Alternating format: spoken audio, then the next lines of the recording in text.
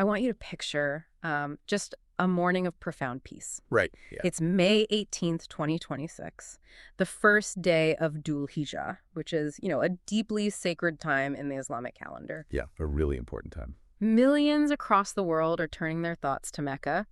And locally, at the Islamic Center of San Diego, it's this quiet morning of devotion.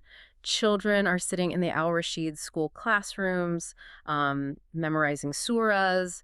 Elders are beginning these sacred 10 days. Where tradition says mercy descends like rain. Exactly.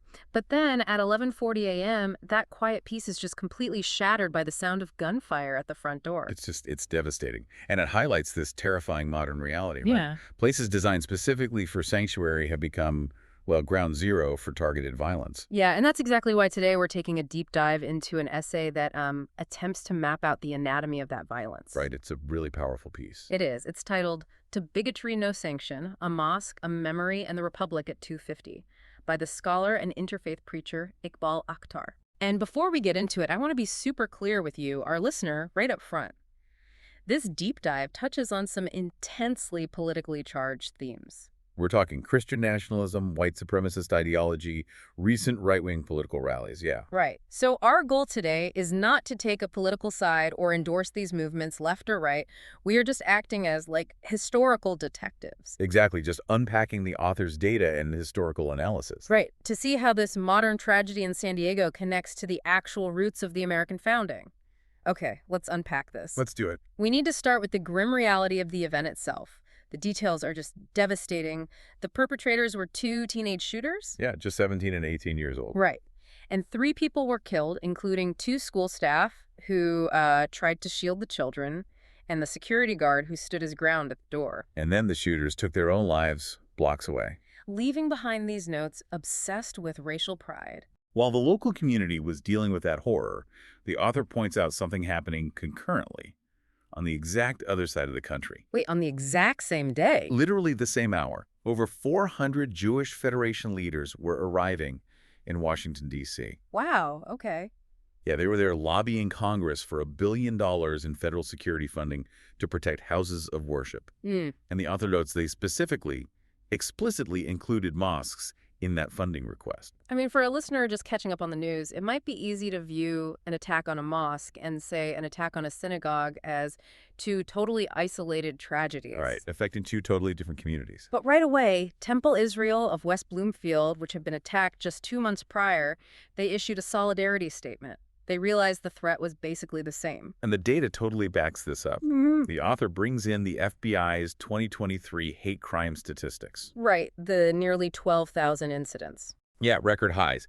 Anti-Jewish incidents hit historic highs, and anti-Muslim incidents jumped 49%. Yeah. The author writes this haunting line. He says, the 2 graphs are the same curve. The same curve, wow. What's fascinating here is how the author leans on extensive historical scholarship to explain the actual mechanics behind that curve, like why a white supremacist in 2026 targets both groups. Right, because historically you wouldn't necessarily link them like that. Exactly.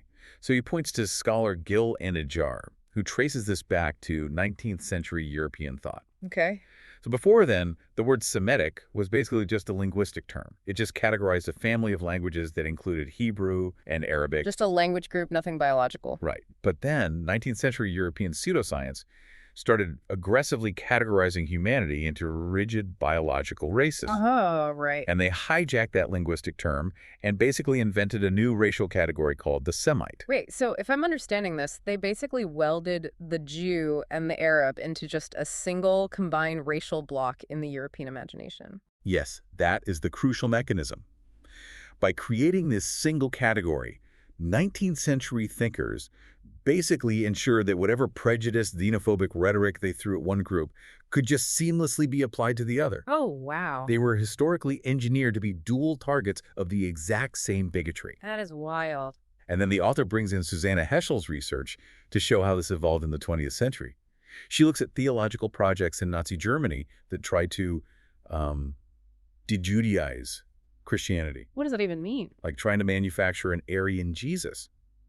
And the author argues that the exact ideological tools forged back then are simply being picked up dusted off, and repurposed by modern white nationalist movements today. Okay, so that explains the historical link. But the modern execution of this, that's what I'm trying to wrap my head around. Yeah, it's intense. The author mentions journalist Nathan Lane's work, right? Showing how digital networks manufacture anti-Muslim hatred by recycling century-old anti-Semitic conspiracy theories. Literally almost word for word, Oh. like the protocols of the Elders of Zion. Yeah. Yes. So if you have these two communities that the general public often views as culturally distinct, maybe even at odds sometimes, how does the internet manage to recycle the exact same conspiracy for both? Right. It's a paradox. It's like we're watching a single virus mutating to attack two totally different immune systems using the exact same mechanism. That's a really good way to put it. And the primary virus the author identifies today is the Great Replacement theory. Right. We hear about that a lot. It's the lethal tool driving, that shared statistical curve. The premise is this bizarre, hateful fusion. It claims that a global Jewish conspiracy is actively engineering mass Muslim and non-white immigration. To replace the white Christian populations of the West, right? Exactly. Notice how it traps both groups in one overarching narrative. It frames one group as the architect and the other is the invading weapon. Which totally explains the tragic footprint the author maps out. I mean, he lists the Tree of Life Synagogue in Pittsburgh, the Christchurch mosques in New Zealand. The Poway Chabad. Right, and the El Paso Walmart targeting Hispanics and the Buffalo supermarket targeting black shoppers. To the ideology driving these attacks, those aren't separate targets. They are the exact same target drawn by the same imagination. And if this intertwined hatred is so adaptable today, it begs a massive question about the American experiment itself. Like, what exactly was the original American immune system designed to do about this? Oh, that's a great question. The author argues that to understand what that security guard in San Diego actually died defending, we have to look past modern assumptions and look directly at the founders' original blueprints. Okay, here's where it gets really interesting. Because, I mean, you turn on the television today, and there is a very vocal modern narrative insisting the U.S. was designed exclusively as a Christian nation. Right, you hear that everywhere. But the author goes straight to the primary texts, and they paint a wildly different picture. Take George Washington, for example. Yeah, his 1790 letter. Exactly. In 1790, he wrote to the Touro Synagogue in Rhode Island, the oldest standing synagogue in North America. The congregation had praised a government that gives to bigotry no sanction, to persecution no assistance, and Washington took that exact phrase and wrote it back to them as official policy. And we really need to pause on Washington's letter here because the author highlights a philosophical distinction that is vital for you, the listener, to understand. Okay, what's the distinction? Washington explicitly stated that the United States government was not built on the concept of toleration. Wait, isn't toleration a good thing? Well, back then, toleration was the language of a powerful, indulgent majority graciously allowing a minority to exist. It implies the power to revoke your safety stays with the ruling class. Oh, I see. So it's basically the difference between a landlord letting you stay in an apartment rent-free because they're feeling generous versus you actually owning the deed to the house yourself. Exactly. Because if it's just toleration, the landlord can change the locks tomorrow. That analogy hits the nail on the head. The founders were rejecting the landlord model. They were codifying natural rights. Right. They believed the government doesn't grant you the right to your conscience. You are born with it. And the government is legally forced to protect it. Wow. Furthermore, when Washington addressed the synagogue as the children of the sock of Abraham, the author notes he was using a broad theological vocabulary that inherently included the descendants of Ishmael, which means Muslims. And he didn't just use this language in, like, lofty public letters either. No, he used it in everyday life. Yeah. In 1784, he wrote a memo about hiring craftsmen to work at Mount Vernon, and he explicitly instructed his manager that he didn't care where the workers were from. Right. He literally wrote they could be Mahometans, Jews, or Christians of any sect, or they may be atheists. Yeah, Mahometans being the era's term for Muslims. Exactly. This wasn't a big speech. It was a hiring memo. It was just how he practically operated. And Thomas Jefferson was fighting the exact same battle on a legislative level. Okay. The author brings up the 1786 Virginia statute for establishing religious freedom. This wasn't a smooth process. Sure. Right. There was a documented legislative fight. An amendment was proposed to insert the name of Jesus Christ into the preamble of the law. Which would have basically made it a uniquely Christian document. Right. But Jefferson recalled later in his autobiography that this amendment was rejected by a great majority. And he was very clear about why they rejected it, too. He wrote that the legislature intentionally meant to protect the Jew and the Gentile, the Christian and the Mohammedan, the Hindu and the infidel. Yeah. So you have founders explicitly, casually name-dropping Muslims and Hindus in state legislature debates in the 1780s just to ensure they were legally protected. It's amazing. And James Madison took it further in his 1785 Memorial and Remonstrance. He warned against using tax dollars to support Christian teachers, calling any state establishment of religion the first experiment on our liberties. And Benjamin Franklin, famously, helped build a preaching hall in Philadelphia explicitly open to any faith. Franklin noted that if the Mufti of Constantinople wanted to send a missionary to preach Islam to them, the pulpit was his to use. Okay, so we have personal letters, hiring memos, state laws. But the author points out that this all culminates in a legally binding federal document. Yes. One that firmly settles the historical debate about the nature of the U.S. government, the Treaty of Tripoli. Right. Negotiated in 1796 under Washington and signed by John Adams in 1797. Article 11 is the crucial text here. Right. It states, and I quote, "As the government of the United States of America is not in any sense founded on the Christian religion, it is a definitive legal declaration, not in any sense." I mean, that feels like a massive historical contradiction to the rhetoric we hear today. Completely. It's literally like finding a 250-year-old receipt that completely settles a modern, heated argument.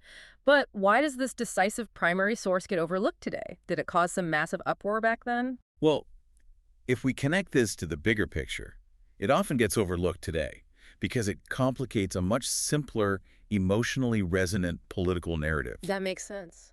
But back in 1797, there was virtually no public pushback. It wasn't some obscure document discovered centuries later. It was a public declaration to a Muslim sovereign, printed in full in American newspapers. Wow. And most importantly, it was ratified unanimously by the United States Senate. The founders and the public didn't view a non-Christian government as controversial.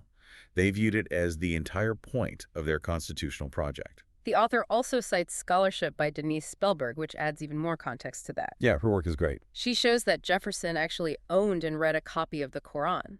And during the ratification debates for the Constitution, the possibility of a Muslim or Catholic president wasn't just some hypothetical thought experiment. Right, it was a live, active debate. They knew exactly the kind of pluralistic structure they were building, and they built it anyway. And this historical bedrock brings the author to the stark contrast we face today, exactly as the United States approaches its 250th anniversary in 2026.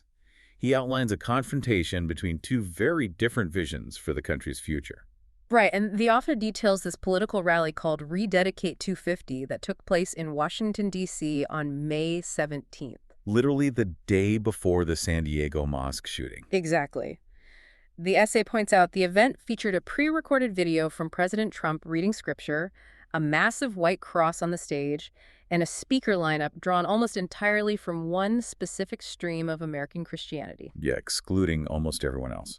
Muslims, mainline Protestants, historically black denominations, Hindus, Sikhs. The author notes they were all excluded, save for one Orthodox rabbi. The author uses this rally to illustrate what he identifies as a Christian nationalist vision for America's 250th anniversary. It's basically an attempt to legally and culturally rededicate America to a sectarian founding that, based on the Toro Letter, the Virginia Statute, and the Treaty of Tripoli, it never actually had. But the author doesn't just critique this vision. He uses sociological data to explain how it functions. And this is where we get into the research of Andrew Whitehead and Samuel Perry. And their findings are incredibly counterintuitive, right? Deeply counterintuitive. So Whitehead and Perry conduct expansive sociological surveys to measure Christian nationalism. Okay. They ask respondents questions like, should the federal government declare the U.S. a Christian nation? Or, should the government advocate Christian values? And what did they find? What their data reveals is that Christian nationalism often acts as a substitute for ordinary religious practice. Wait, a substitute? What does that mean in practical terms? It means that the people who score highest on Christian nationalist scales are frequently not the people sitting in church every Sunday. Really? Yeah. In fact, their data shows that as Americans become more genuinely religious through standard measures like frequent prayer and regular worship attendance, they actually move away from these nationalist views. That is fascinating. Right. Christian nationalism in this context isn't about theology or personal piety. It is an identity marker. It's about drawing a hard boundary around who belongs in the country and who doesn't. The author also cites Philip Gorski and Samuel Perry, right? They demonstrate that when you fuse the flag and the cross into a single political identity, you create a politics that inherently requires enemies to function. Exactly. Because if your national identity is defined by a specific religious dominance, you constantly need an external threat, like refugees or minority faiths, just to justify maintaining that dominance. Yep, it demands an enemy. So what does this all mean? If one vision requires enemies to sustain itself, it seems like the founders' vision is the exact inverse. Precisely. A republic that gives to bigotry no sanction doesn't need an enemy. It just needs active citizens committed to a shared legal framework. And the author highlights the tragic stakes of these competing visions. The first rededication, the exclusionary narrative, creates an environment of hostility that inevitably leaves a guard to die at a mosque door. Yeah. The second rededication to the actual founding documents, to natural rights and pluralism, is the republic that the guard actually died defending. That is the core tension of the essay right there. But, the author doesn't leave us in that heavy conflict. No, he doesn't. He transitions to something deeply personal. He offers a solution for how we maintain that shared civic space today. And surprisingly, he builds it on ancient theological traditions. Yeah, the author reveals his own background here. He's a Muslim preacher in Louisiana, and after the geopolitical trauma of October 7, 2023, he helped co-found an interfaith network in Miami. Wow. And this network wasn't built on ignoring differences. It was built painstakingly by Jews and Muslims sitting together in their shared grief. He makes this profound observation about the process. What does he say? He writes that when ordinary American Jews and Muslims sit together in pain, they do not become each other. They become more themselves. That is beautiful. And to explain how this works structurally, he points to ancient linguistic and cultural concepts of covenant, right? In Hebrew, the word for this binding agreement is brit. In Arabic, the parallel concept is mithaq. He takes us all the way back to the year 622 CE, when the Prophet Muhammad arrived in the city of Medina. Right. He drafted what historians call the Constitution of Medina. And this is a vital historical comparison.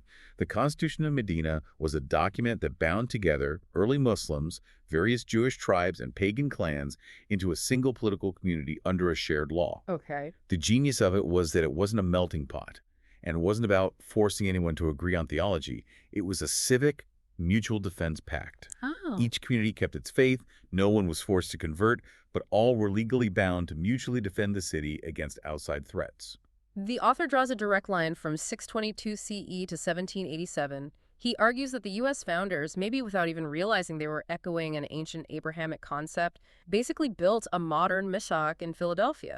They built it using Enlightenment language of natural rights, but the structural DNA is the exact same civic covenant. It is a legally binding agreement that we don't have to worship the same way, but we will mutually defend each other's right to exist safely. It's literally like finding out the blueprints for the house you live in were drafted centuries before the country even existed.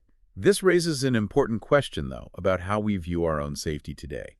The author connects this ancient blueprint directly back to the tragedy in San Diego. Right. That security guard at the Islamic Center, the rabbi in West Bloomfield, the Sikh grandee in Oak Creek, Wisconsin, they all rely on this exact same ancient shared civic covenant.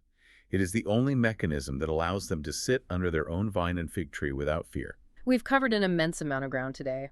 For you, the listener, trying to map this all out, we started with the heartbreaking loss at the Islamic Center of San Diego. Yeah. We explored the terrifying sociological data showing how anti-Jewish and anti-Muslim hate crimes are inextricably linked by modern white supremacist ideologies. The same curve. Right. We traveled back to read the unapologetic, crystal clear words of Washington, Jefferson, and the unanimous Treaty of Tripoli, proving the founders intentionally designed a pluralistic republic. Yes. And we ended on this ancient concept of a shared civic covenant, a methec, built on mutual defense. It serves as a powerful reminder that the tools to fix our current civic fractures, well, they aren't something we have to invent from scratch in 2026. The blueprint already exists. It is the very foundation the country was built upon. And this matters deeply to you, listening right now. Whether you were commuting, prepping for a meeting, or just trying to navigate the anxiety of the daily news cycle, The freedom for you to safely be whoever you are, to worship how you want, or to not worship at all without fear of violence, is entirely reliant on us collectively remembering and enforcing this 250-year-old covenant. It really is. It isn't just a history lesson. It is the active legal and cultural shield protecting your daily life. And the author focuses beautifully on how historical, physical texts, like the Constitution of Medina and the U.S. Constitution, were designed to protect geographic physical communities. It was fundamentally about defending the city, defending the actual neighbors down the street from physical harm. Which leaves us with a lingering thought to chew on after this deep dive is over. In our increasingly secular digital age, our communities are so often online rather than physical. Yeah, that's so true. We exist in digital spaces where our neighbors are anonymous avatars instead of the people next door. So if the original Mabak and the U.S. Constitution were built to protect physical bodies in physical cities, how do we enforce a covenant of mutual protection in a digital world? Wow. Yeah. How do we give to bigotry no sanction when the bigotry is algorithmic and the community is virtual? It might be the greatest structural challenge this republic faces in its next 250 years. It just might be. But as we navigate that digital frontier, the author reminds us we must never forget the physical reality where this all begins and ends. We must return to the image of the first day of Dhul Hijjah, the dust of the prayer rug, the children memorizing surahs, and the profound, enduring debt we owe to the guard at the door.